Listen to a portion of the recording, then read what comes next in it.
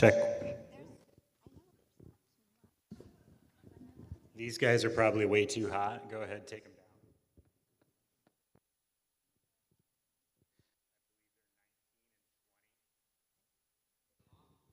down. No, don't turn them off. We need to like balance them down. Like take the gain down to like that's really muddy. Okay. Um, okay, that's fine. Check the other one. La la la. Check 1, 2. All right, those are good. Will they be sharing, or is there one? I think I got one for everybody, but 2 people are tethered. Okay. And we had.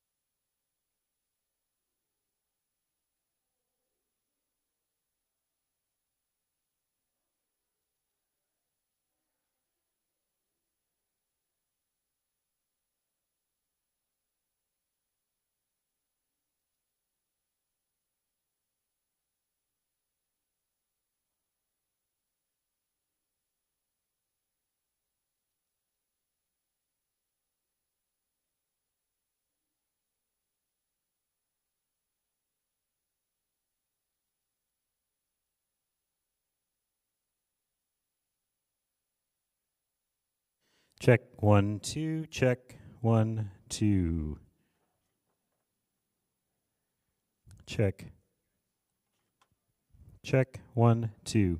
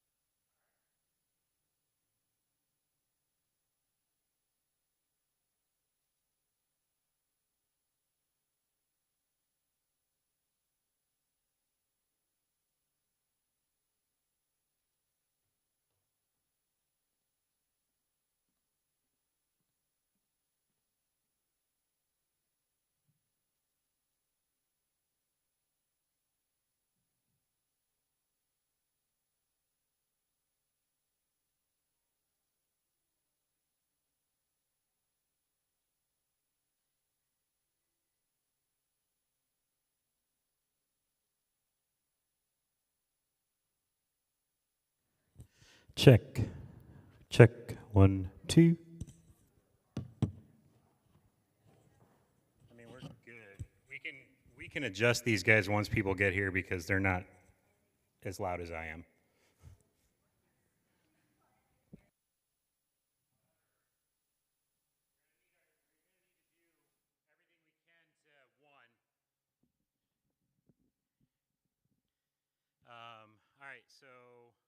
rather than eating the microphone, this is channel 1. All right, so there we go. Maybe go into the sub 3 and bring it up just a little bit so the panelists can hear. Huh? Yeah, that's on mix 3. Yeah. So we'll be able to hear down. Yikes. All right, we're good. Yeah. All right.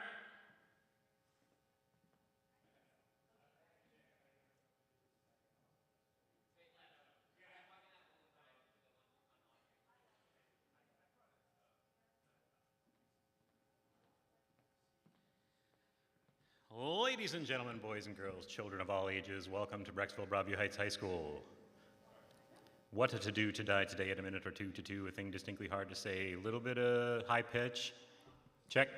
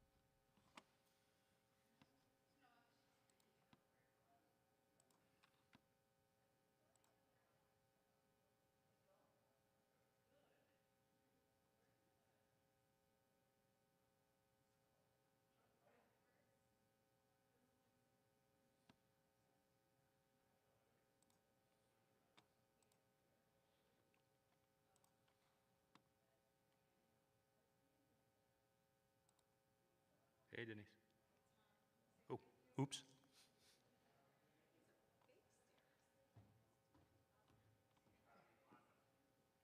How are you? Good. It's good to see you. You too? Thank you so much for doing this Ah, no again. problem. You're going to be the. I have no dogs in the hunt, but actually I do. You know, it's all for the, Yeah, you know, but it's all, it it's impacts the all- community. Yep, absolutely. You can put this down for your service hours. I all am going to set? use this. Yeah, I'm going to use Okay. this because I got it. I got it. aging, you know, all Yeah, that kind of no, stuff. So I it got makes my glasses in here it makes too. it real easy for me to go through this. I was telling Mary I made just a little bit of a change, Okay. just in terms of the flow. I added. I get into what the school board's about before we get into the housekeeping things. That Okay. way, just housekeeping, and here you go. Whatever. Yeah, Okay. you are the expert. And there's 3 open seats, right? So I added Correct. that in there. Yes, 7 people, 3 open seats. Okay. Okay. All right. Well, thank you. That's it. There's no questions afterwards, so that makes that easy. Yeah, I mean, if they all answer super. I know we have an extra question on there. Don't we have an extra question? I got 8. Oh no, we just decided to make it 8 instead of making it an extra if we had time. So we just decided to just do them all. Okay. Are these the folks right here? No, these are people are just. I don't know why Testing. they're there. Okay. They're not important. So this is. I think it's pretty easy, but I was gonna talk to them. Bundy, Dozen, Gaelic. So that's Lisa Gaelic. Gaelic. I'm Or- just yeah, pronouncing the yeah, name. Dozen. That's Gunsler. Gunsler. I think it's Gunsler. Gunsler, Lapika, Yeah. and O'Mara. Yeah. That's easy. Yeah, I think that's pretty straightforward. I think this Okay. might be Sam Lupika, I think. I don't know a lot of these people, so. Do you know if it's Ava or Eva? Ava. Ava. Yeah, Ava. Oh, yeah. Okay, I think so. that's fine. We'll make sure you talk to them all before. Yeah, we'll do. And do we still have the person? Yes, there's going to be 2 students down there with they're going to do green for 1 minute, yellow for 30 seconds, and red stop. And I've never had any issues with people not stopping, but I don't know. I don't know. Tonight might be a little difficult. So how do you want me to jump in? Nicely. Do you have a, do you know who may be the, Yeah, there's one on the phone, right? You just see it.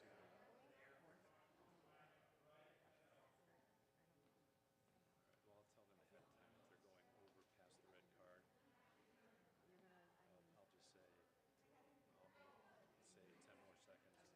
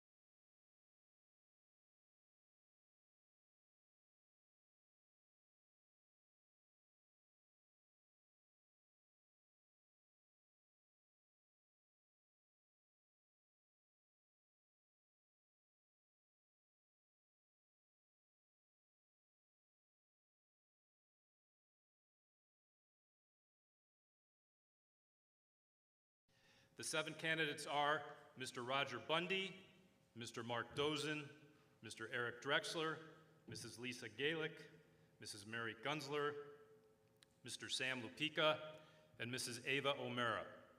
Due to unforeseen circumstances, Mr. Drexler is unable to participate live in person tonight. We are here today because school boards play a critical role in school district governance, providing a venue for communities to have democratic input into local education decisions. Board members are entrusted with the responsibility of ensuring that our schools provide the best possible education for students while being fiscally responsible and accountable to the community. To effectively execute their responsibilities, school board members must clearly understand district governance and have a strong commitment to advancing student outcomes. Because the majority of school boards in the United States are elected, it is up to we, the voters, to select the most informed and competent individuals to these roles. During school board elections, candidates must demonstrate their knowledge of both the conditions that allow boards to be effective and the special challenges facing their district. Choosing the best available candidates is essential to creating a leadership body that not only holds high expectations for the achievement of all students, but also understands how to strategically set goals and execute policies that will ensure the Brecksville-Broadview Heights school system achieves its vision of excellence, opportunity, and growth. Now, before we begin, I'd like to go over the format for tonight's event. This is a structured question and answer event. Parents, teachers, students, and community members were invited to submit questions ahead of time for the candidates. The PSO received more than 120 questions, which were narrowed down to 8 that represent the breadth of the questions received. Each candidate will receive the same questions and have 1.5 minutes for their response. They will also have a 1.5-minute introduction and a 1.5-minute closing. We expect this event to last up to 2 hours, as we feel it is important to hear from each of the candidates on as many topics as possible. Finally, we ask our audience to be respectful to the candidate that is speaking. And now, Mr. Bundy, as you are the first alphabetically, we would like to invite you to make your introduction. Thank you very much. Live mic. My name is Roger Bundy. I want to thank the PSO for putting on this event, and I want to thank everyone here in the audience and watching on the live stream. I got into this race because I was not concerned about the district and the quality of the education our students receive. I was a little concerned about a disconnect that I perceived between the community and its schools and how the community felt the leadership at the top levels was going. And I have to tell you, since I've been in the race and talking to a lot of people, I've never been more optimistic about the district than I am right now, about the leadership changes at the central office, about the quality of the people who are running for the board, and also the passion that this community has for its school district, even folks who don't have kids in the district. I theorized when I got into this race that we had tremendous passion and human capital in this community that really cared about this district and cared about our young people, and I was proven right by that. And I'm running because we need board people who know how to marshal those forces, bring those people together to move in a common direction for the benefit of all of our children. So I'm joined here tonight by my wife Amanda and my oldest daughter Grace. I have 2 graduates from the school district, Grace a 2021 grad, Sarah a 2023 grad, and I have a current 8th grader. Thank you very much for attending. Now, Mr. Dozen. Good evening, and thank you to our amazing PSO for hosting this event and for all of those who showed up here this evening, as well as those on the live stream. I have campaigned and served 12 years on a simple platform: ensure continued educational excellence in the most fiscally responsible and transparent way. First and foremost, our focus must always be on preparing our students for the road ahead.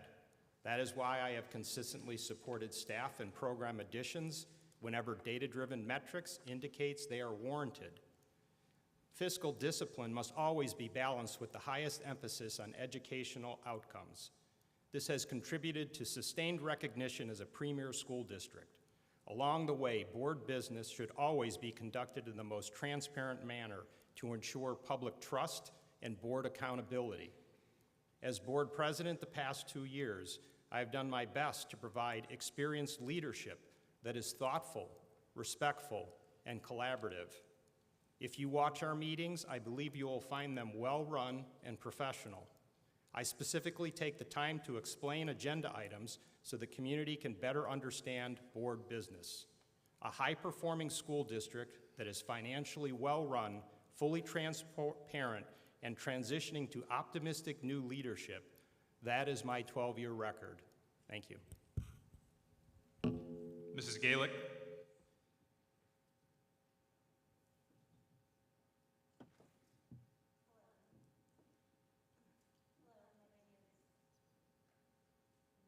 Now we can.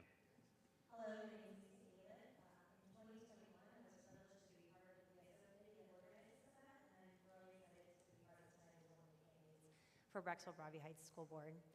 Just to tell you a little bit about me, my husband, Sean, and I are the proud parents of 3 current BBH students. We have a 4th grader, a 7th grader, and a 10th grader. Having children in all our buildings is very busy, but also really rewarding. It gives me a unique perspective on the needs and challenges of our students across the district. I'm also a dedicated district volunteer. I'm deeply invested in the success of our schools. I've held leadership positions in the PSO, Preschool Mothers Club, Girl Scouts, High School Band Boosters, Broadview Heights Charter Review, and more. In these positions, I have the opportunity to collaborate with parents, administrators, teachers, and elected officials. For the past 2 years, I've committed to learning more about the role of a board member and understanding our district's strengths and challenges by attending in-person board meetings. I'm running for school board because I love our schools and I'm invested in the success of our community.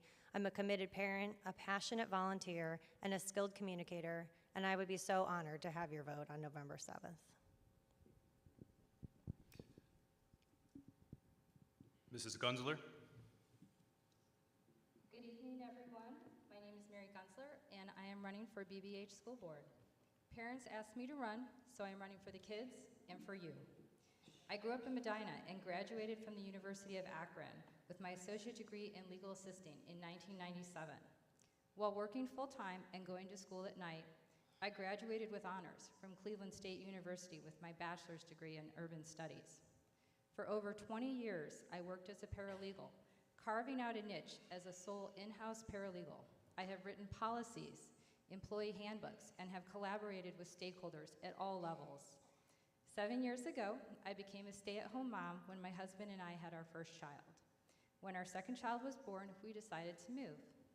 One of our prerequisites for moving was that the school district had to be excellent. BBH was a natural choice.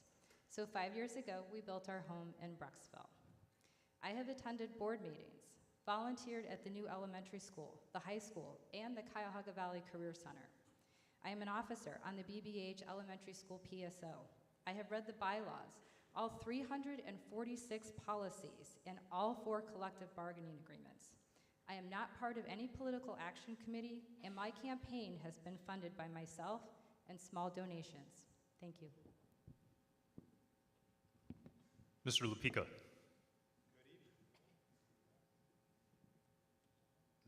No, there we are. All right, fantastic. Good evening. I want to thank the PSO for putting this event on. Thank all of you for showing up here tonight, those that are watching online. My name is Sam Lupica. I think I might be the only lifelong resident up here. I'm not sure. Grew up in Brexville, Broadview Heights, was a 92 graduate. My siblings were also, well, one of them was a graduate here, the other 2 weren't. I have 2 daughters in the school system right now. I've got a freshman cheerleader who also does dance, and then I've got a 6th grade volleyball player who also does dance. So, I got involved in this, well, somebody reminded me today, my aunt has been telling me to do this for several years, and there goes Mike again, all right. And so she had been telling me to do this for several years, and so I finally did get involved.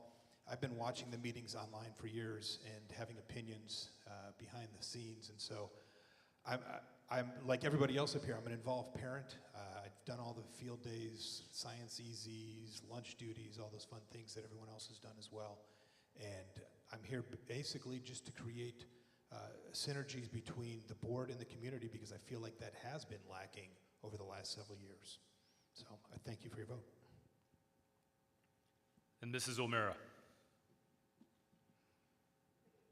Yep.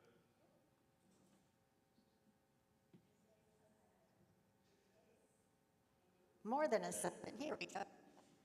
Good evening, and thank you so much for attending this forum, and thank you to the PSO for creating a situation where all of us can communicate and collaborate and get to know each other better. My name is Ava O'Mara. I'm a candidate for one of the seats of the Board of Education. As you can see, you've got quite a different, varied, very bright group of people all running for 3 seats. So you've got a lot of work to do and a lot of interest, I think, in for me to do this, because I feel strongly that I bring experience and excellence to the process itself. In the final year as principal of Highland Drive Elementary School, Highland Drive was the highest performing school in this entire district per the state report card. And I bring, as a teacher in the district for 19 years, and then as an administrator in the district for 20 years, an awful lot of experience creating budgets, negotiating contracts, hiring, firing, actually implementing the board policy every single day. So I am looking forward to hearing my other colleagues as they give you the responses to the various questions that you've submitted, and I thank you for your interest and for your attention. Thank you all for your opening statements. As I mentioned at the onset, Mr. Drexler is unable to be here tonight, but he has provided a statement that I'll now read. From Eric Drexler. My sincerest apologies for not being able to attend this evening. I was very much looking forward to the opportunity to meet all of you and share my ideas about improving our great schools. The BBH School District is comprised of outstanding teachers and staff, dedicated parents, hardworking students, and a community that supports all of them. It would be a privilege to be a member of our Board of Education, and I would be honored to work as an advocate for all of you, and as a partner with our new superintendent and fellow board members. Unfortunately, I recently experienced an unexpected medical situation that required immediate and unavoidable intervention. This requires a hospital stay that does not allow me to be present at this forum tonight. I had hoped to participate via Zoom, but the technology challenges made that impossible, which I understand. I look forward to connecting with you through our other methods in the near future so I can share my qualifications and my vision for the future of Brecksville Broadview Heights. Thanks to the PSO who worked so hard to plan and coordinate this important event. We'll now start the Q&A session, and we'll start off with question 1, which addresses the role of the school board. Mr. Dozen will respond first, and each subsequent Q&A will begin with the next candidate so that each has an opportunity to answer first. Mr. Dozen, starting with you again. How do you view your role as a member of the school board? How involved should a board member be in day-to-day operations? So I've been on the board 12 years, and there's a misunderstanding sometimes about what the board actually does.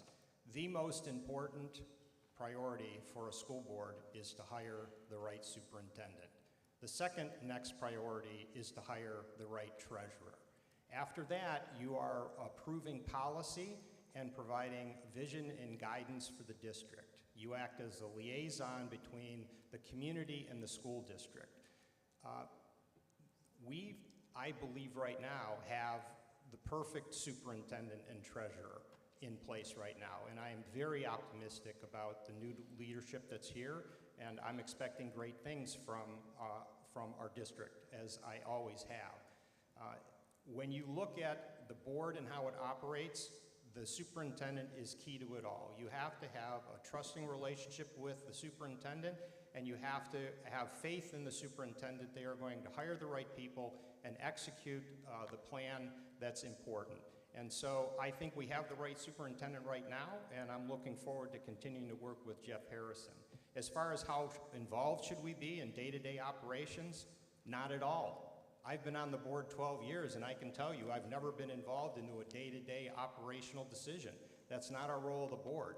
Superintendents may call us up and inform us of things that are going on. They may ask feedback and use us as a sounding board, but day-to-day operations is totally in the lane of the superintendent. Thanks. Mrs. Gaelick. The school board has an oversight and governing role. Like Mark said, their most important job is to hire and manage the superintendent and treasurer. The school board also sets policies, approves budget items, provides appropriate facilities for our students. I also think that the board did a great job hiring our newest superintendent. I've met with Mr. Harrison. He is wonderful. I had a great conversation with him, and I've heard great feedback from everyone else about him. Another job that I feel is really important that the board does is to act as a liaison between the superintendent and the community. Because I'm a parent and I'm out and about in the community, I think that's a job I would be really well suited to. I talk with a lot of parents and community members, so I hear a lot of information, so that's something I could work with our superintendent on to be able to let him know about community concerns and attitudes. As far as being involved in day-to-day operations, no, board members shouldn't really be involved in day-to-day operations. That's something for our professional administrators to work on. Of course, if I was a board member, I'd always be willing to talk with parents and community members and point you in the direction where you should go, the correct person to talk with. Thank you. Mrs. Gunzler. So per our bylaws, the Board of Education is a legal entity for providing a system of public education within a geographic area. Members are state officers chosen by citizens to represent them in the legislative management of the local schools. The board has the dual responsibility for implementing statutory requirements pertaining to public education and for considering the needs of citizens. Within this framework is the authority to exercise their best judgment in determining policies, making decisions, and improving procedures for carrying out responsibility.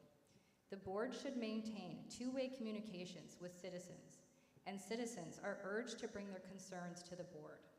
Establish policies and make decisions on the basis of educational philosophy and goals, and act as a representative body for citizens in all matters related to programs and operations. Mr. Lupica. Well, all right. Am I on? Yes? Not yet. Hello? All right, well, so as you've heard, we are responsible for hiring the superintendent, which they've done that here recently. Admittedly, I was hoping they wouldn't rush that, but I'm glad they did because I agree Mr. Harrison is a great opportunity, great choice for this district. We have a great treasurer in Mr. Yanulis, and that's the other responsibility. After that, yeah, we're just operating with the policies and procedures of the district. As far as day-to-day operations are concerned, we have no interest in the day-to-day operations. That isn't necessarily what we're supposed to do. We're supposed to be communicating with you as the public and taking in your concerns and then fielding those back to the superintendent to deal with. Mrs. O'Mara.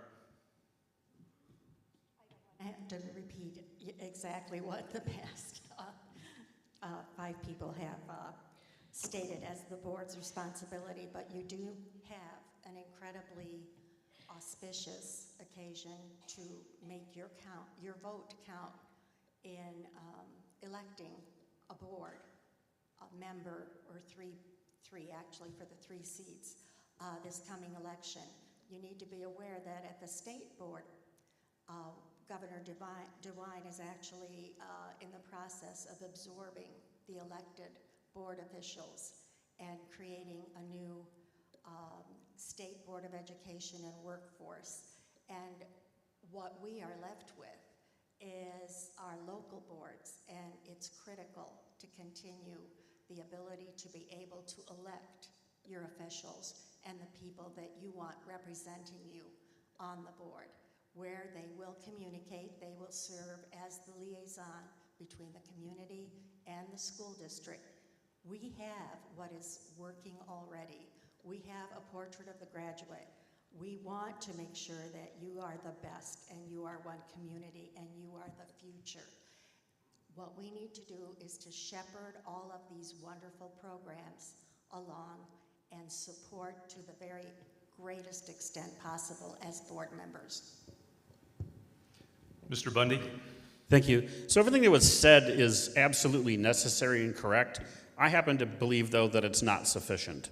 Our board needs to be proactive and ensure the whole community is meaningfully engaged in creating the overall mission and vision of the schools to provide the best education for our children in line with our local community standards and needs.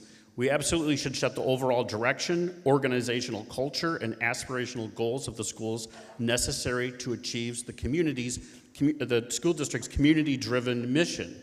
It doesn't happen on autopilot. We're not a feedback loop for your concerns to the superintendent. We are that, but that's not enough. We need to do more than that. We need to deliver value to the community for the tax dollars they invest in the schools and make the case to the voters every single day that our district is great, our kids are great, it's worth supporting with your time, talent, and treasure. Thank you. We're going to move to question 2. Mrs. Gaelick, you'll have the opportunity to respond first. The question is, what are the 3 overall areas that you feel the board should prioritize? I feel the biggest priority would be building a good relationship with our new superintendent, Mr. Harrison. I think it's the board's obligation to build a positive working relationship with him. We could potentially have 3 new board members coming in January, so it's important for all 5 board members to work with him as a team, to ask thoughtful questions, to respectfully challenge viewpoints. That isn't something we've always had in this district, but it's going to be something that's very important coming up.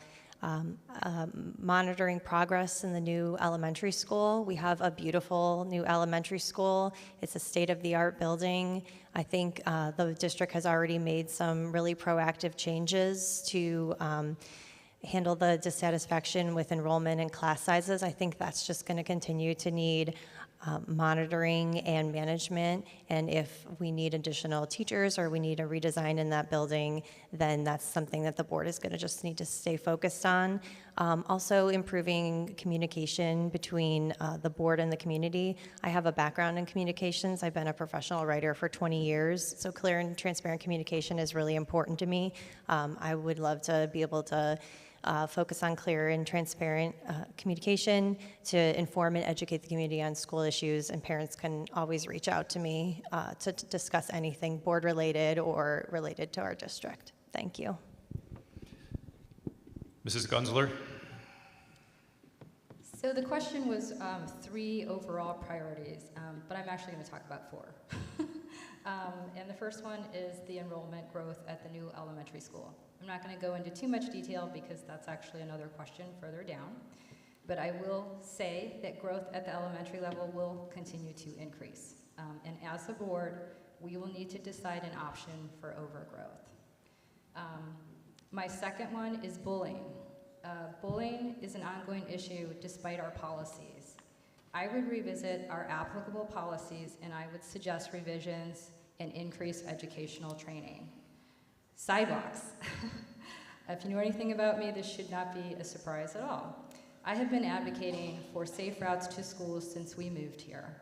I will pledge collaborating with both cities, Brecksville and Broadview Heights, to ensure our students have a safe pathway to and from school. And last, vaping. Vaping is an issue at the high school. This is another policy I would suggest for revision and increased educational training. Thank you. Mr. Lupica? All right, I think first we have to figure out what we're doing with Hilton, and in relation to that, those of us that have been here in the mornings or in the afternoons, the overall chaos that comes out here on the streets, I think that all is one big area. I think that the teacher contracts and just the overall financial situation between now and the end of the year and then over the next 3 years is another huge issue that we need to address. And then finally, I think it's actually catching up in a post-COVID world, our education. And this isn't like specific to our district, this is all districts. In a post-COVID world, we are behind what we used to do years ago, 4 years ago. So it feels like a lifetime ago, but that's the biggest issue that I see, is catching back up as students understanding, being educated. We have great teachers, we just need to figure out how to get them back up to where they were 4 years ago.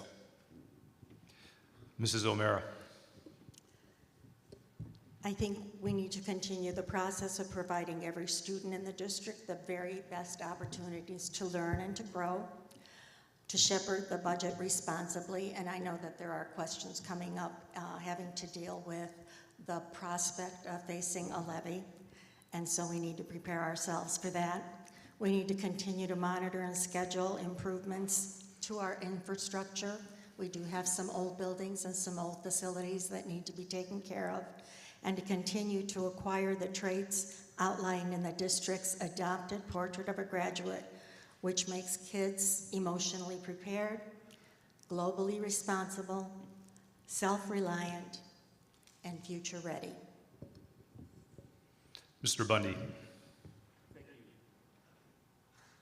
So my priorities are, the board needs to lead a transformation of the district's organizational culture with the goal of having unified, healthy, positive culture where all the district stakeholders are proud to work, send their kids, volunteer, and support. We need to create pathways for meaningful parent involvement in all aspects of their child's education that are positive and productive for the student, the parent, and the teacher, so the parents and teachers can be true partners in preparing and educating our young people, and to empower parents to reinforce at home what is happening in our classrooms, the great things that are happening in our classrooms, without placing additional burdens on teachers. We need to create connective pathways between the community at large and the district to show off how amazing our young people are and how dedicated our teachers and staff are to education excellence, so that the community will want to continue and expand its financial support necessary to maintain and grow the educational excellence of our schools. Mr. Dozen. So when we went through the interview process for our new superintendent and we interviewed Jeff Harrison and we got further along on the process, we asked him what his priority would be coming here. And without hesitation, he said, develop a strategic plan and then follow it. That is first and foremost on our agenda. Jeff shared with us some of his earlier experiences in his educational career, where he was involved with building strategic plans that took tremendous amounts of effort, and they created this nice binder and they put it on a shelf, and then nobody ever did anything with it because everybody was burned out creating the strategic plan.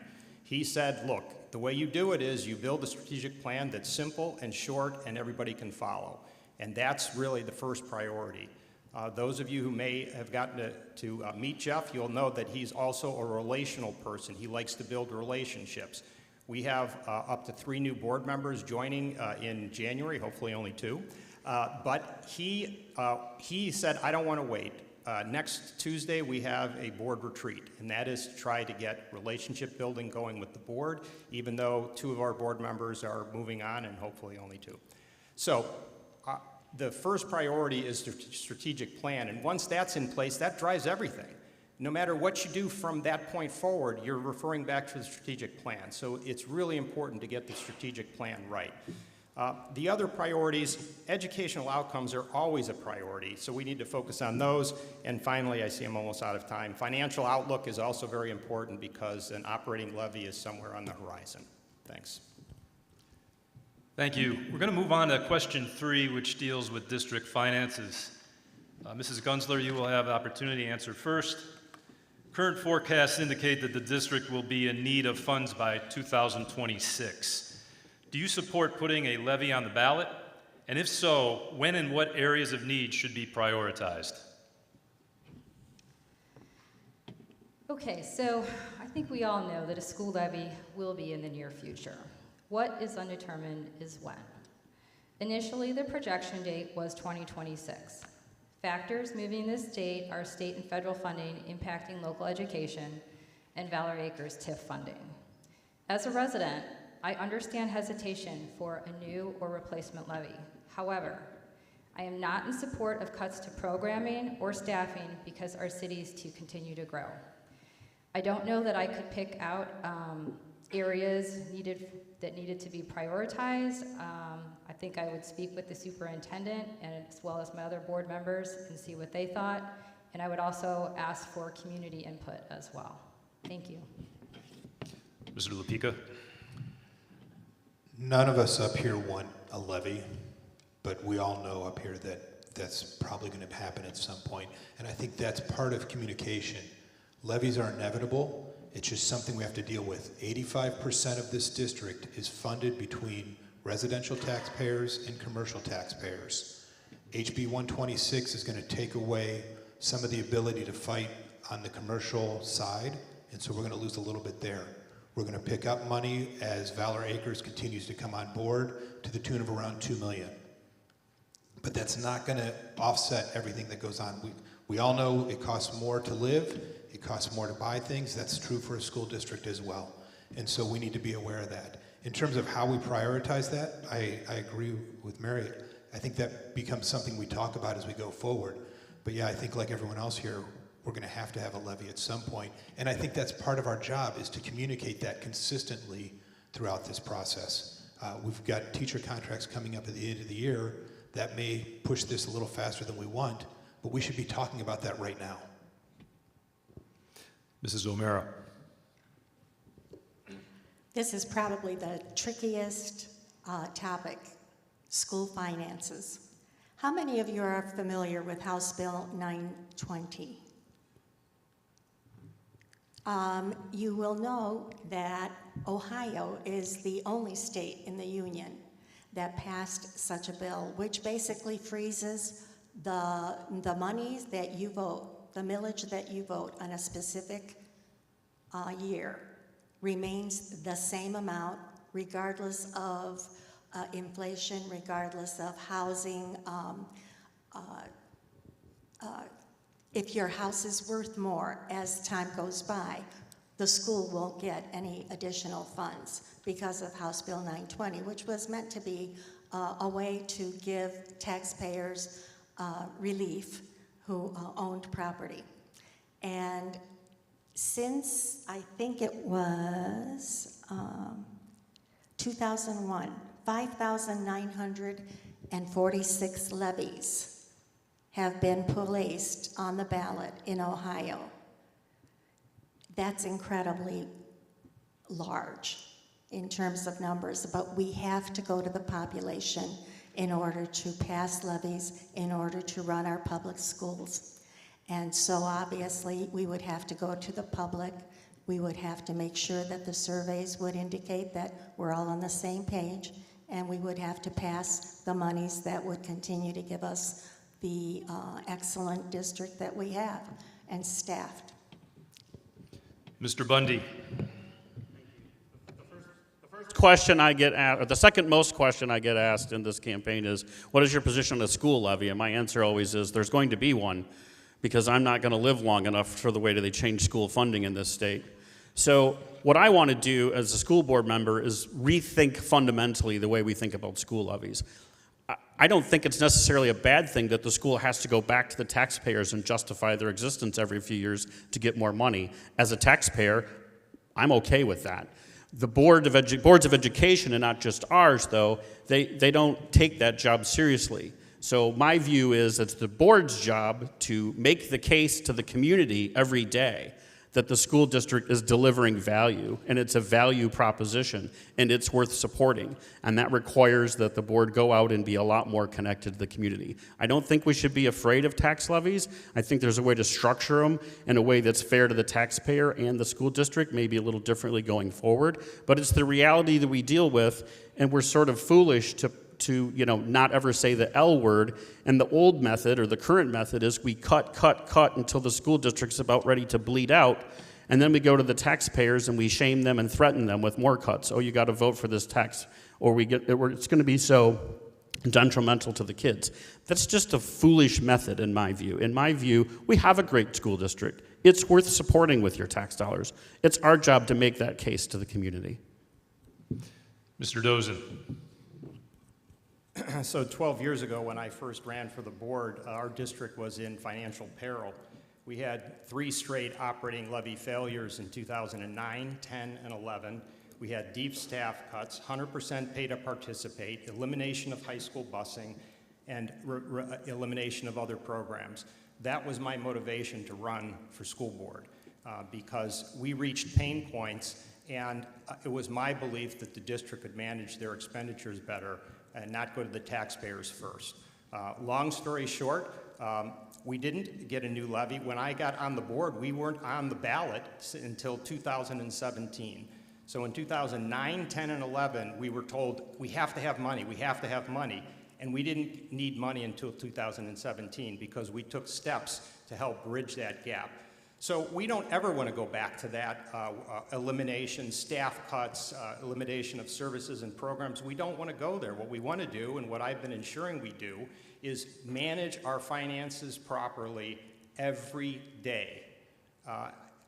Those of you who know me, I've been around a long time, I'm probably the fiscal conscience of the board the last 12 years, okay? And so I'm trying to make sure that everything we do is responsible and is legitimate, but also with the priority to have educational outcomes at the forefront. So you're not cutting into the bone, but you're operating efficiently. And that's what we need to continue to do so that when it's time, and the question is, will I support a levy? When it's time, yes, I will support a levy. And I want to be able to make the case to the community that time is now for a levy, and we've operated efficiently up until that point. Thank you. Mrs. Gaelick. Yeah, when it's time to put a levy on the ballot, I will support a levy. I was on the communications committee for the 2017 levy. I volunteered for the bond issue in 2018. As everyone here has said, levies are an inevitable part of our life cycle in public schools. As Ava explained, due to state law, we cannot get more money unless we come back to the voters. Some of the things that are affecting our district now are inflation, our healthcare costs, House Bill 126, which affects our ability to challenge commercial property taxes, changes in enrollment. So yes, we are going to need a levy coming up. Some of the areas that I would prioritize, I agree, talking with the superintendent to figure out some of those areas would be a good idea. Just off the top of my head, hiring additional staff as needed. I think that's one of the areas I've heard some of our administrators talk about. And then I know when I talk to a lot of parents, people have a lot of concerns about our pay to participate fees. So that's something I'd like to see relieved with a future levy. Thank you. Mr. Lapika, question 4 will be directed to you first, and then your answer to question 3. You mentioned something about teacher contracts, which is a good segue into this question. Who do you see as your key stakeholders, and how will you prioritize their needs when engaging in negotiating contracts? What role should board members play in the actual bargaining of BEA and BOSS and administrative contracts? Yeah, so there's a number of key stakeholders in this, so I don't know that anyone is more key than the other, except for maybe the students are always going to be first. So we have the students, obviously we have the parents, we have the teachers, we have the district, right? And we have the taxpayers. And so the concept of putting this together is keeping every single one of those groups involved. What we don't want to have happen is something that happened in Strongsville several years ago where we lose whole chunks of time for our kids. We don't need that again. So it's a balancing act between those areas. In terms of the board's responsibility in this, our responsibility is to make sure that the teachers and the administration continue to work together, continue to keep communication open, and then we continue to let you know where they're at and to keep that bridge open between us and you as the taxpayer. That's our responsibility. Mrs. O'Mara. I think the board needs to be strictly supportive, and one of the most important decisions they need to make is the legal counsel that they will use in terms of interpreting the pieces, parts of whatever it is that's being negotiated. I've been on negotiating teams where I can say that the legal counsel was less than friendly to unionization, and therefore you have a whole agenda there that you're arguing in addition to the pieces of the negotiated agreement. And then the other thing is to maybe consider interest-based bargaining. We used to do that a while back, and it worked beautifully, and worked on behalf of all of the specific stakeholders, the most important of whom are the students. Mr. Bundy. The direct stakeholders in a management labor negotiation is the labor. Obviously, the board represents all the other stakeholders. So the key stakeholder in a management labor negotiation is labor. That's who you're negotiating with, in my view. How will I prioritize their needs? Contract negotiations present a tremendous opportunity to improve and expand the relationship between the board and its bargaining unit employees, repair relationships that may have been damaged in the past, and advocate for a management labor relationship based upon mutual respect, transparency, and trust. And it sounds like we need to be careful who we pick as negotiating counsel. We need to make it a priority to take a collaborative approach to contract negotiations and be honest brokers with the bargaining unit members and encourage them to do the same for us. And we have to carefully balance the constraints with labor market realities in a way that we negotiate in good faith and are honest with all our stakeholders. Mr. Dozen. Yeah, Roger's right in that the key stakeholders are, you have labor on one side, so that's BEA and BOSS, and then you have district leadership on the other that represents all the other stakeholders, families, taxpayers, community, what have you.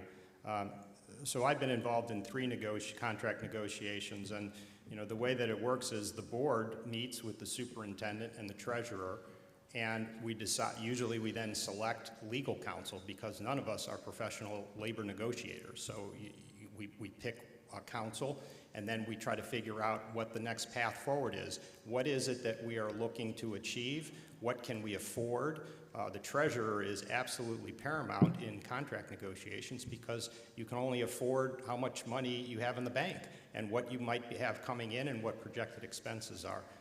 So the team then forms and decides what's our priority, what's our approach. Oftentimes, superintendents, they want management rights. They want to have language changes that maybe provide more flexibility, flexibility with staffing and whatnot. So it's a dance that you have that your team then figures out what are we looking for and what are we able to give up.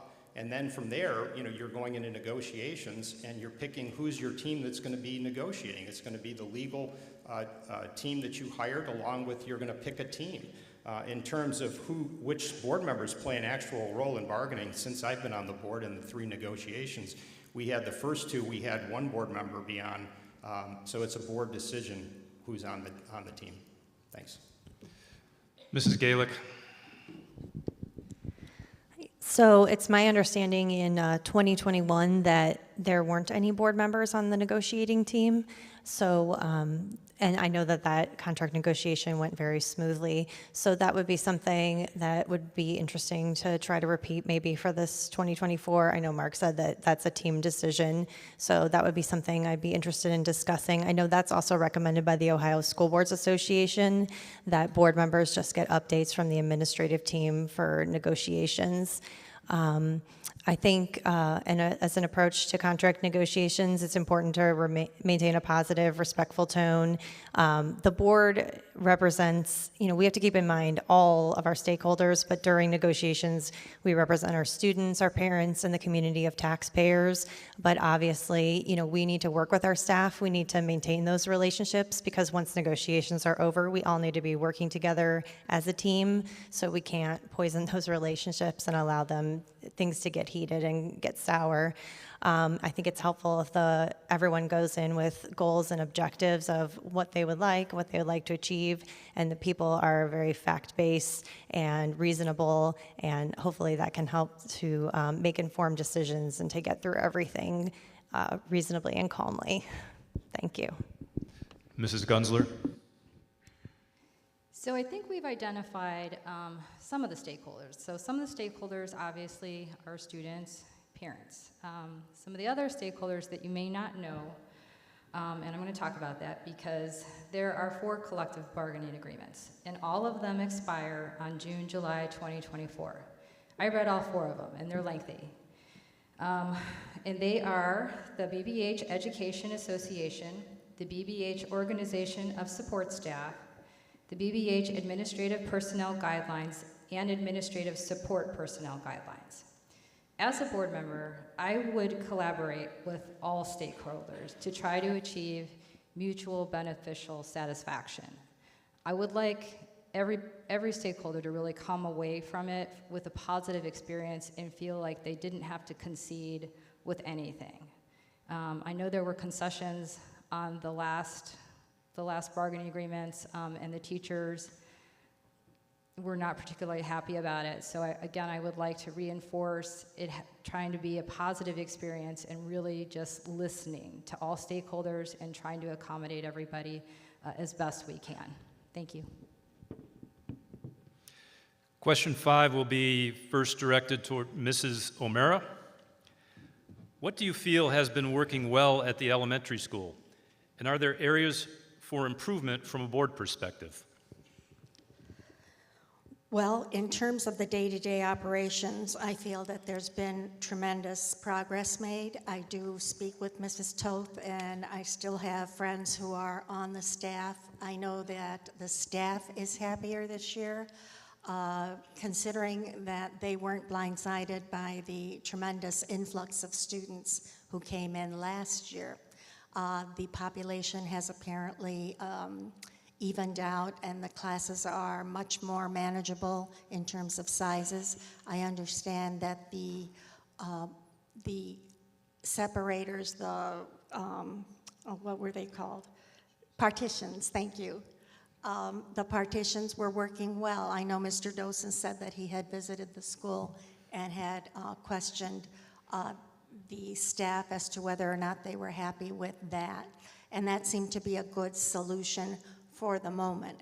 I think one of the big responsibilities for the board is for us to now really look hard at the forecasts in terms of population, and also look to see how we are going to accommodate the influx of students from this point forward, because I think partitioning a brand newly built architectural dream is not necessarily the only solution. Mr. Bundy. Is the topic that I get asked about the most. What are you going to do about the elementary school? So what I feel has been working well, even last year, was the staff and the teachers. Last year they overcame just a tremendous, crazy amount of change, even without an influx of students and the enrollment bump and things like that. And my hat's off to them for persevering through that difficult year and continuing to this year. So what's working well there, I think, are the teachers and the staff who've really risen to the occasion to deal with a lot of stuff. From a board perspective, my concern about the elementary school is the public perception and the chatter on social media and in the coffee shops that I overhear it everywhere I go in town. That's all everyone's talking about, and it's not positive. So some of that might be correct, some of it might be made up, some of it might be on perception, but the district is behind the ball on dealing with that narrative, and we need to do a better job because it's impacting the reputation and image of the district in the community. It is impacting people's enrollment decisions, and that I know is a real issue. Whether it reflects the real issues in the elementary school, I'm not 100% sure about, but the board, from a district standpoint, has a problem because we've gotten behind that communication curveball, and that needs to be fixed, and it needs to be fixed yesterday. Mr. Dosen. So when we opened the new building last year, we had a tremendous amount of change going on all at once. On top of collapsing originally 4 buildings down into 1, we also went from 3 tiers of busing down to 2. There was also road construction in key areas, if you recall, and there was a lot of change going on all at once.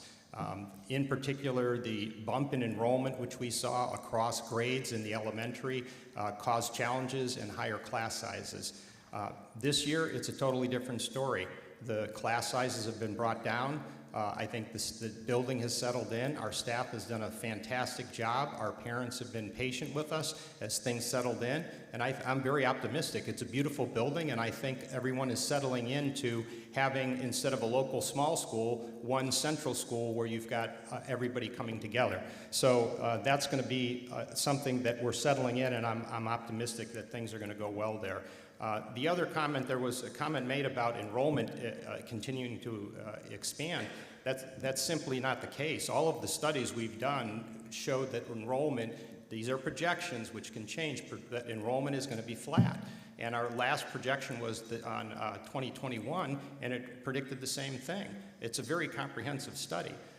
So it could be that we'll get a bump in enrollment, but last year we had a bump. This year it came down. Last year we had 290 in kindergarten. This year it's 257. So it's coming in line. Thank you. Mrs. Gaelick. So what I feel is working well at the elementary school. Obviously, we have wonderful staff. I'm an elementary parent. I have a fourth grader there right now. Even last year when we were having difficulties at the building, our staff was just second to none. They go above and beyond for all our kids, even with the larger class sizes, the larger than expected enrollment. And some of the changes with that new building, they're just incredible. The security features in that building are just state-of-the-art, top of the line. We have cameras everywhere. The security foyer, now we have SRO officers in every building. The pod doors lock in the event of an emergency. It's just really great security features for our kids. And also there's really just fun features in the building. The slide, if you walk through there, there's light bright walls, there's Lego walls. I know some people think maybe those are a little bit silly, but our kids stop and they play on them. My daughter walks through and she stops me every single time and she plays on those walls. So those are really nice features for our kids in the elementary school. So those are some things that are working really well. Some areas just for improvement or for monitoring. I mean, I think it's the same thing everyone said, is just to continue to monitor the class sizes, and if we need to redesign some areas or to hire more teachers, I think that's just something that just needs consistent monitoring and management there to make sure that building's the best it can possibly be. Thank you.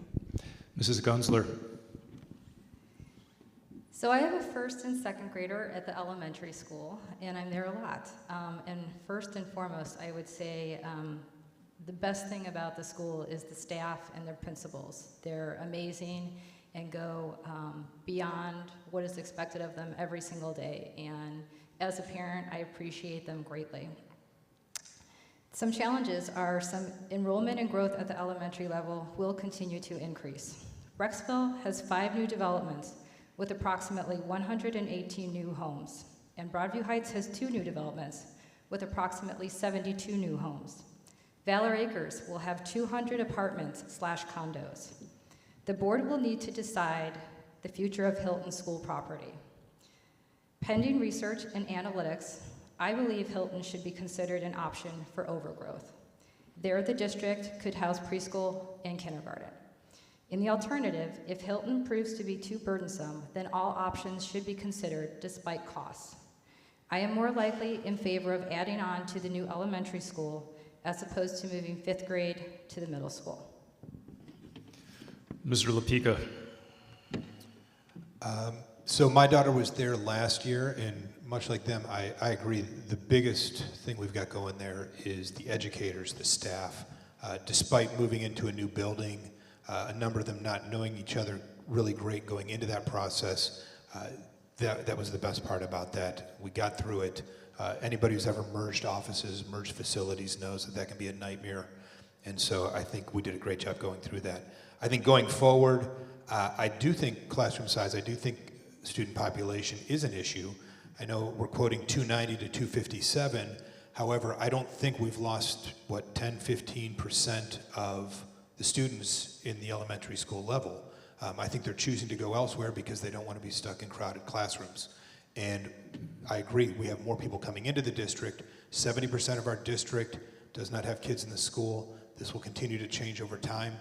I know we're using studies saying that there's no population growth, but we're using county numbers. We're not looking at desirable places to live, like a Brexville-Broadview Heights community, and I think we need to think of that. And then according to a sixth grader, other than classroom size, locker sizes, I guess, are really bad. My now sixth grader did not like locker room sizes. And then bathroom access being outside the pod created quite an issue, because then if she got locked out, she had to figure out how to get back into the pod. So I think just those kind of just random things would be worked. Thank you.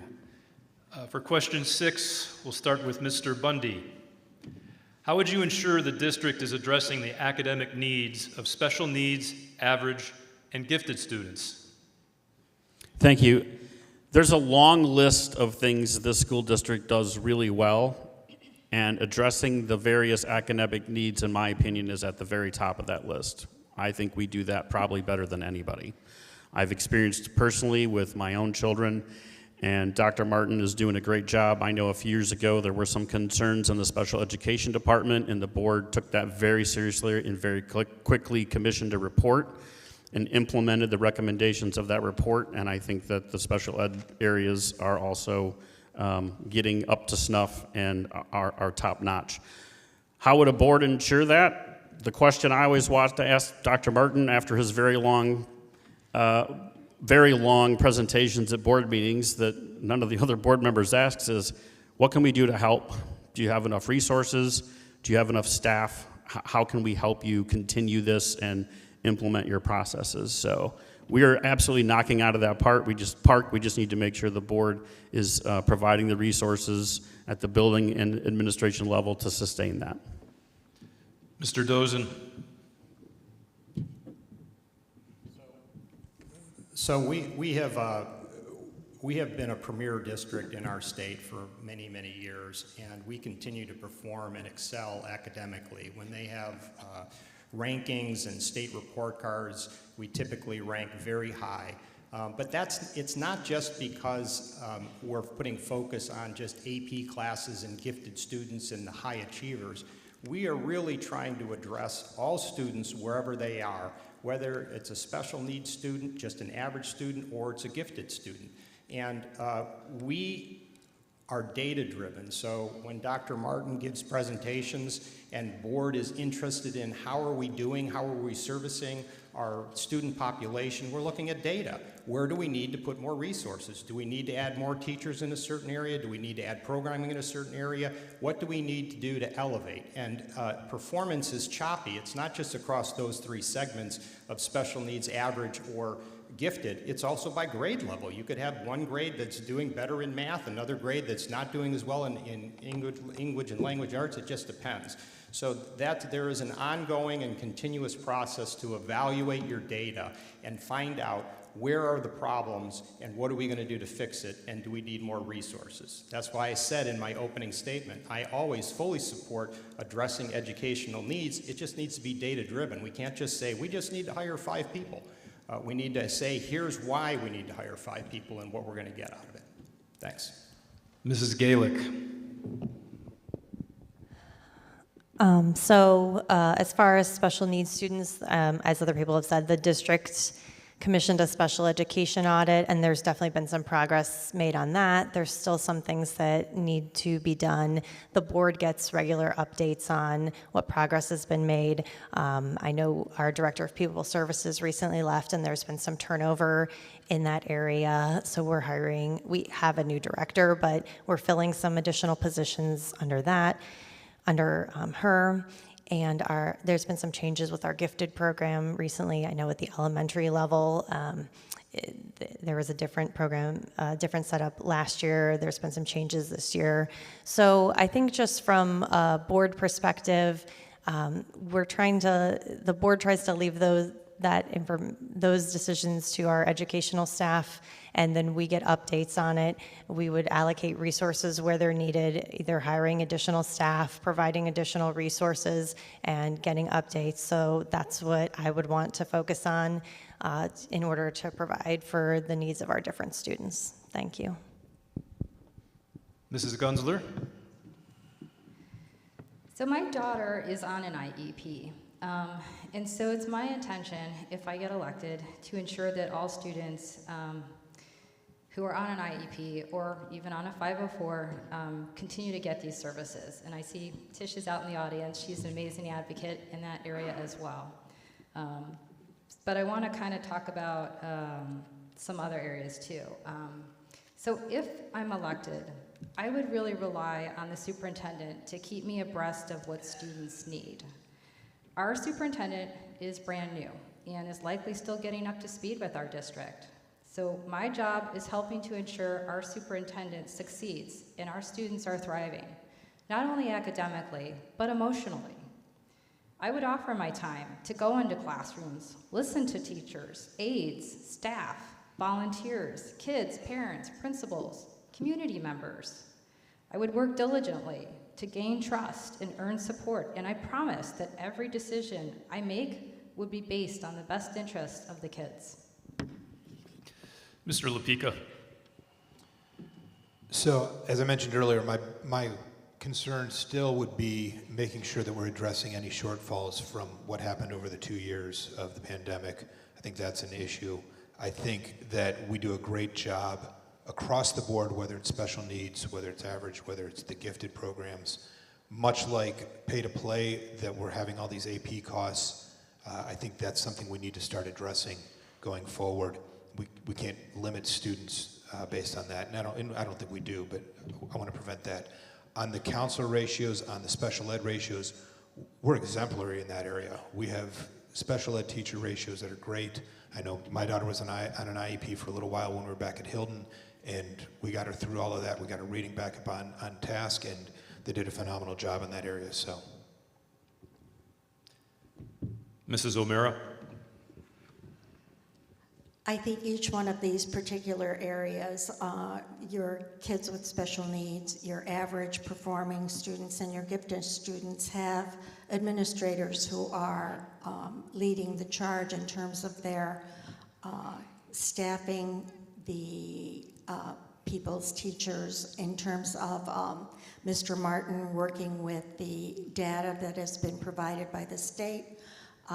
Obviously, we are actually catching up after COVID and are exceeding expectations in our math scores. And we are now falling a little bit behind in English language arts, so that needs to be rectified. In terms of our special needs population, as Lisa had alluded to, there's been a lot of upheaval in the staffing. And so I think that regardless of what kind of district you are, when you have the kind of transition that continues to occur in any department, that's not necessarily beneficial. And yet, the kids are still being served and their needs are still being met. And there are enough educational instructional assistants who are helping them. In terms of the gifted community, I know that that too is something that's been in flux that I would love to look at a little bit more closely, because I'm not certain that we're doing the best that we can in terms of doing that. Thank you. Question 7 will start with Mr. Dozen and addresses the diversity within the school district. Our student population has become more diverse in the last decade. How would you ensure the social, emotional needs of all students are supported in the district? So social emotional needs have just exploded in terms of an area of concern and focus. I mean, I remember it wasn't that long ago where we started having more instances of teen suicide, which was very troubling. And as well as the pandemic has also created havoc with a lot of our young people. It's very sad to see. Fortunately, we're coming out of it, but you also have all of the problems with phones and being on screens and being isolated. So it's a very difficult topic. The district has pursued various programs to try to provide help and support, but they also get into areas where some parents say, hey, wait a minute, don't go there, that's my role. And so it is a bit of a balancing act. It is a bit of a dance to figure out where can you step in and provide the services and the support that's needed, but respect parents' rights to be the parent of their children. And that is, quite frankly, not where the board is, not the board's responsibility. The board needs to work with the superintendent and our professional administration to bring options to us to say, hey, here's some programs we think are going to work. Are you okay with it? And then the board can weigh in as a sounding board to give feedback and guidance. But we really need our professional administrators to look at what's being done in other school districts and other places across the country to figure out what works and what's going to work here in Brecksville-Broadview Heights. Mrs. Galick. So in terms of diversity, I don't think many people think of this as a diverse community, but actually 17% of our students identify as Asian, Latino, Black, or multiracial. I think that's wonderful. It shows we're a desirable community and a welcoming community. It's also beneficial for our students. It prepares them for a diverse and global workforce and for their future as adults. From a board point of view, yes, I think it's important to guarantee the social emotional needs of all our students. I know the board has policies that guarantee equal access to education for all students. It also protects students from harassment through our policies. That's important because sometimes students are singled out for their race, their ethnicity, sex, sexual orientation, and I know when I talk to our administrators, one thing they stress to us is if students don't feel safe and welcome in school, they're not going to learn. And that's what we're all about here, is educating our kids. So that's why there's so much focus on making sure that our kids' needs are met, they feel safe in school, and that this is a welcoming place for them. I would also support training for staff to raise awareness around the diversity of our students, their social differences, any cultural differences. Thank you. Mrs. Gunzler. I champion all forms of diversity, equity, and inclusiveness. I have been a Pride ally since 1994 when my sister came out and we walked the banner together at the Cleveland Pride Parade downtown. I attended the BBH Pride Fest this summer and participated in the BBH Pride Ally workshop on September 20th. The school district even has a policy discussing social inclusion. It's Policy 5350, entitled Student Mental Health and Suicide Prevention. Starting this year, 1 hour of instruction for students in grades 6 through 12 will be taught in the areas of suicide awareness and prevention, safety training and violence prevention, and social inclusion. I met with our new superintendent and suggested that this instruction should start at kindergarten, not just 6th grade. Even our youngest students understand being excluded. As a district, we can and should do better. Mr. Lapika. Social emotional learning is not new. We've been doing this since we were all clamoring to do reel-to-reels back when we were kids. We have, in some cases, given up that responsibility from teachers and parents to other organizations. And interesting enough, we have a policy on our books, Policy 2111. It says parents are the first teachers of our students. And so as a board member, I would agree with that. As a parent, I agree with that. Parents are the first teachers of our students. That said, yes, as an education institution, we have to support our students as they're going through different things. I know when we were touring the elementary school, I was really excited. You know, we're walking through the whole thing, and I'm like, Reagan, what do you like? What do you like? I was expecting slides, library, pods, whatever.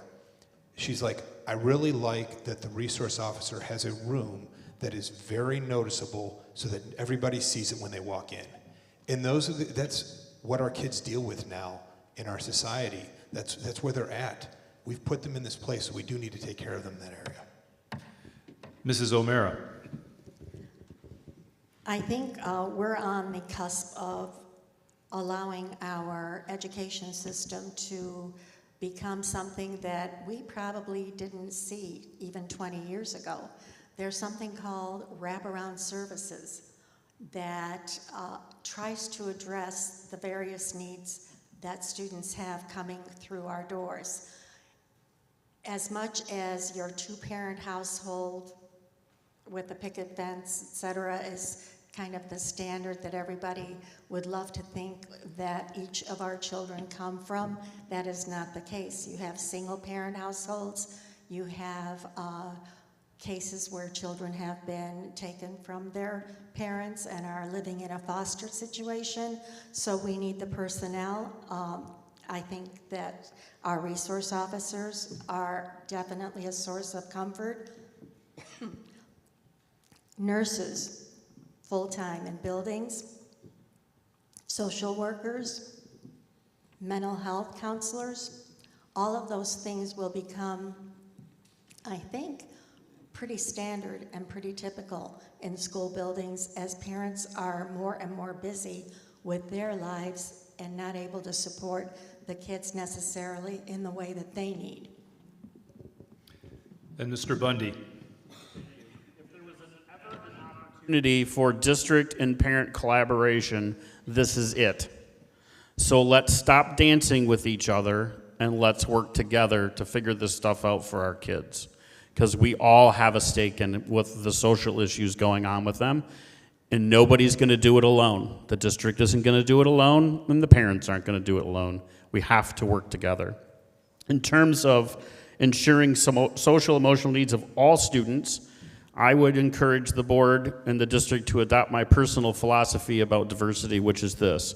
Every single student is unique and special and should feel loved and cared for by every adult in their life, and that they matter and to be made feel important from every adult in their life based solely on their individual dignity and human uniqueness. Adults should strongly resist the temptation to assign children to group identities and encourage children to avoid sacrificing their uniqueness in order to align with any group identity that separates them from the rest of their peers.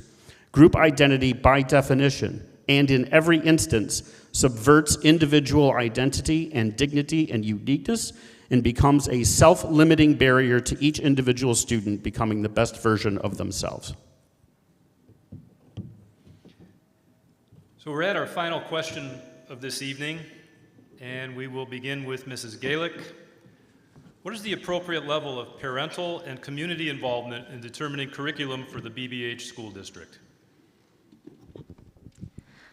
I think parents and the community can be as involved as they would like to be in our curriculum. I guess to qualify that, what people should know is that our curriculum is chosen by professional educators and our educational staff, but there is always the opportunity for our parents and community to review our curriculum. So our director of curriculum, Dr. Martin, periodically has public review sessions where the community can come in and review our curriculum and give feedback.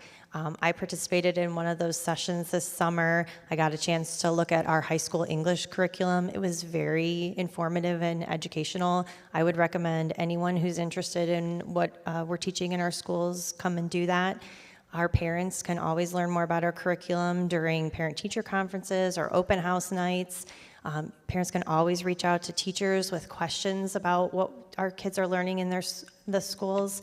I've always found our teachers to be very open and willing to talk about our curriculum. I know Dr. Martin also said he's working on creating some public-facing documents to better explain our curriculum. So basically, in short, yes, as much information as you would like to have about our curriculum, you can request. Actually, by state law, you can request to see any of our curriculum. So that's something that anybody in our community has access to. Thank you. Mrs. Gunzler. So per Board Policy 2210, which is curriculum, the Board of Education recognizes its responsibility for the quality of the educational program of the schools. To this end, the curriculum shall be developed, evaluated, and adopted on a continuing basis in accordance with the plan for curriculum development established by the superintendent. The board directs that the curriculum of this district provide instruction in courses required by statute and Ohio Department of Education regulations, and shall be consistent with the district's philosophy and goals. Further, the superintendent shall provide an opportunity for parents to review the selection of textbooks and reading lists instructional materials, and the academic curriculum. Every district policy I read relating to curriculum contains language for alternative learning activities. Parents and students have multiple options. Mr. Lepica. So we have arguably the best curriculum coordinator in the state. If you've not had the opportunity to talk to Dr. Martin and have him go through spreadsheet after spreadsheet of all the different data involved with not only curriculum but understanding student reports and things like that, phenomenal stuff. So we have a great person in charge, and his goal, and I don't remember if he said this in a board meeting or if he said this offline when I was talking to him, but his goal is to have all of this curriculum open 24/7 for anybody to look at. The rules already allow for that. Any one of us can walk in at any point and look at curriculum, question curriculum. Obviously, the reason we've hired him is he's going to make the final choice with his team, but we're hoping that at that point we've all gone through it enough where, I'm not going to go through English books though because I'm just really bad in that area. Math, a little science, some history, I'm in on those things. But yeah, they're open to all of us. So I would encourage, go check them out. You don't have to go do the subject you don't know. Don't do French if you don't know French. But, go check out a subject book that you are interested in. Mrs. O'Mara. I agree with everything that's been said, but one of the things that is missing is that there are standards for learning that the Ohio State Board of Education had passed, and that's the standard, the gold standard, as far as what is being taught in every grade level during the entire year. Scope and sequence is determined by the teachers, how quickly they are presented in terms of the topics, etc. But all of it is determined by the standards. They began as federal standards, and then the states took them over as standards for their own particular use. And they are available on the Ohio Department of Education website.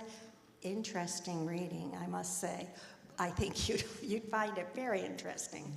So don't forget that we are bound by not only board policy, but also the state standards and learning standards. Mr. Bundy. Thank you. Revised Code 3313.21. Board of Education is the sole authority in determining and selecting all textbooks, reading lists, instructional materials, and academic curriculum, of course, subject to other state law and state standards. And here's why. We have local control of a school district for a reason. We don't get to make up the curriculum, but there's tons of curriculum out there to choose from that meets the state standards. So it falls to the board, who are representatives of the community, to pick the curriculum that's best for our students. So it's a responsibility of the board to ensure that the curriculum is designed for the needs of our students and results in the highest achievement in both career prep and post-secondary education for the kids in our community. Of course, our professionally trained teachers and administrators are in the best position to evaluate and select curriculum that is best for our students from an academic and career achievement standpoint, but we need input from parents and community from a content standpoint so that the curriculum is not at odds with our community standards. We can do both. It's not either or. It's not either it's all the teachers or it's all the parents, and that seems to be the debate. The board needs to create a process where that input is melded together collaboratively and transparently, and where professional input and community input boundaries are clearly defined and respected. Everybody wins. Mr. Dozen. So last June, the board adopted some new curriculum, and they were in the areas of AP European History, French, and high school English. And so the important thing for the board is we're not curriculum experts. You don't want all of us reading AP European history and deciding whether it's right or not. We have professionals that do that, but the board needs to make sure that the process is sound, it's transparent, and that you have trust and faith in your professional administrators that they're doing what needs to be done. And I know when Dr. Martin presented this curriculum to the board, if you go back to that June meeting, we spent 20 minutes talking about it. So we had a very healthy discussion about it, and it was open. If the public is paying attention, the public was invited to come in and look at all of this curriculum before any decisions were made. And now if they did, they had to fill out surveys because Dr. Martin was looking for feedback on the curriculum. So the important thing here is this question is what level of parental and community involvement should there be? Right now, it's open to anybody and everybody who wants. When we have new curriculum, you're more than welcome to come in and review it and then provide feedback. Ultimately, the board approves the curriculum, but we're relying on our professional administrators and you, the community and parents, to go ahead and look at it yourselves and vet it yourselves. And if you have issues, bring it to our attention. It's something that can be discussed. But I think our process right now is very open and transparent. And if you want to be involved and you weren't, reach out to Dr. Martin, because he's the one to be in touch with. Thanks. So this concludes our question and answer portion for this evening. Each candidate will now have an opportunity to make a closing statement, and we'll start with Mrs. Gunzler. First, I want to say thank you to the BBH PSO for hosting this candidate forum. I want to thank my fellow candidates for attending and participating in this forum, and would also like to thank everyone in attendance or watching live stream. Last, I would like to thank my husband and 2 children for supporting me in this endeavor, being my constant rock and always giving me the best advice. When the idea of running for school board was first suggested to me, I was reluctant. Reluctant because our culture has gotten so polarized. I have no agenda. I am a concerned mom with 2 kids in the district who was asked to run by parents. My job is helping to ensure our superintendent succeeds and our students are thriving, not only academically, again, but emotionally. I will offer my time to go into the classrooms, listen to the teachers, aides, staff, volunteers, kids, parents, and community members. I will collaborate with our superintendent and fellow board members and always champion for our district and our children. And most importantly, I will be accessible to you. Thank you. Mr. Lapika. Yeah, first I want to thank obviously the PSO for putting this on. Those of you that have come out in the middle of your week, especially when you have kids running around doing different things like I do tonight. And then for those that are watching virtually, we appreciate you coming out. I mean, you've got great candidates here, and each of us admittedly thinks that we're doing the best thing for the kids. And it's up to you as the citizens of our community, as the taxpayers, as the parents of children, to determine which one of us fits each of your individual roles. And I just want to thank you for your vote ahead of that. Thank you. Mrs. O'Mara. Thank you for this opportunity, everyone. We're in a huge period of transition here in our district. We have a new superintendent, and we have 3 seats open for the Board of Education. We have that opportunity to create the situation that this particular district deserves. Of course, we have to start with the strategic plan, but we also have to look back at what has already been done. We've got all of the tools that we need. We have the Ohio State standards that we need to meet. We've got fabulous top 5% performance ratings in our report card. We already have the portrait of the graduate, which is kind of like a strategic plan, but for students. And so I would hope that you become more and more concerned and active in your students' experiences at school.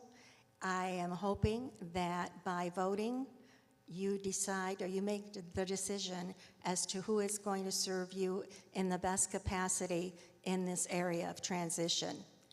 I do have the experience, many, many years, obviously, and I think that since I know the history of this district, I know the personnel, I know state law, school law, and I know the processes that we go through, that I would hope that you would give me your support.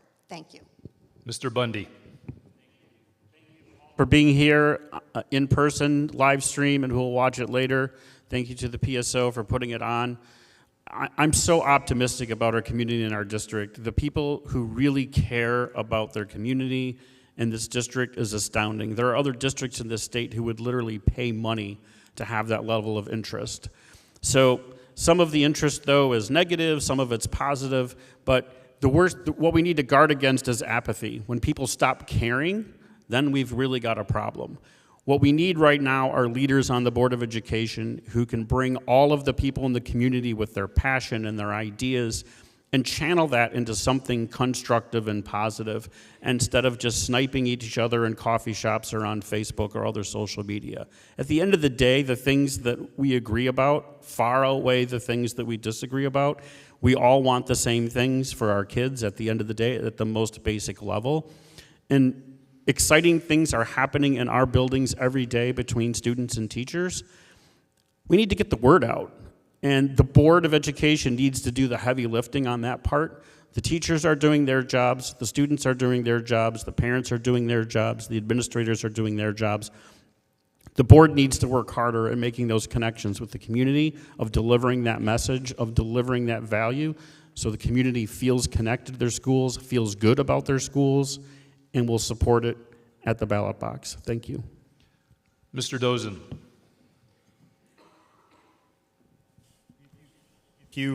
If you talk with current or former board members, most will likely acknowledge that it took at least a year for them to find their footing because public education is such a vastly different world. I know that was my experience. With 2 incumbents not running, we are already guaranteed to have at least 2 new board members. Let's look at the numbers if my experience is replaced with someone with no experience. The current board has 37 years of experience. Kathleen has 13, I have 12, Ellen has 6, Brittany has 4, and Tish has 2. If 3 new board members were elected, the total experience level of the board would drop 29 years, from 37 years to a mere 8 years. Ellen would have 6, Tish would have 2, and 3 board members would have 0. Couple this with the superintendent who just started a few months ago, and you would have significant continuity challenges. Because of this, I believe my experience and leadership are needed now more than ever. With an operating levy and labor negotiations on the horizon, my 12 years of board service would provide needed continuity. Thank you all for attending. Thank you to the PSO, and go Bees. Mrs. Galick. Thank you to the PSO for organizing this valuable discussion. It was fantastic and informative as always. Thank you to everyone who came and is listening. It was wonderful that you took the time to learn more about me and the other candidates. As I said earlier, I was one of the PSO members involved with this event during the last election cycle. I never in a million years thought I would be sitting up here on this stage. Serving on our Board of Education is a very difficult job, but I'm stepping forward to take on this challenge because I love our schools and want to help make them the best they can be. I believe I have the skills as a devoted parent, dedicated volunteer, and experienced communicator to make a positive difference. Whether I win or lose this election, I will remain committed to our schools and community. You'll still see me at PSO meetings, at fundraisers, football games, and yes, even at board meetings. So on November 7th, I urge you to vote for someone who has a proven track record of support for our schools. Consider who will continue to advocate for our students, teachers, and parents long after the polls have closed. I believe I am that person, and I would be so honored to have your vote. Thank you again for taking the time to listen. I appreciate everyone coming out tonight. Thank you. That concludes this evening's event.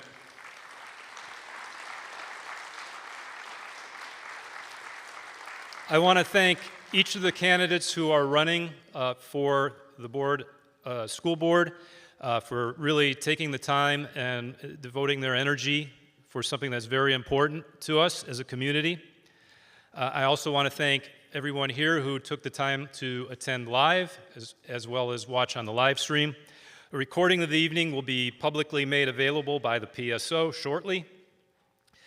The common thread that we share, whether you are a parent of a student or students in the district, or even if you're not, is recognition that a healthy and vibrant public school system is the cornerstone of a healthy and vibrant community. Have a good evening, and we hope to see you at the polls on November 7th. Thank you.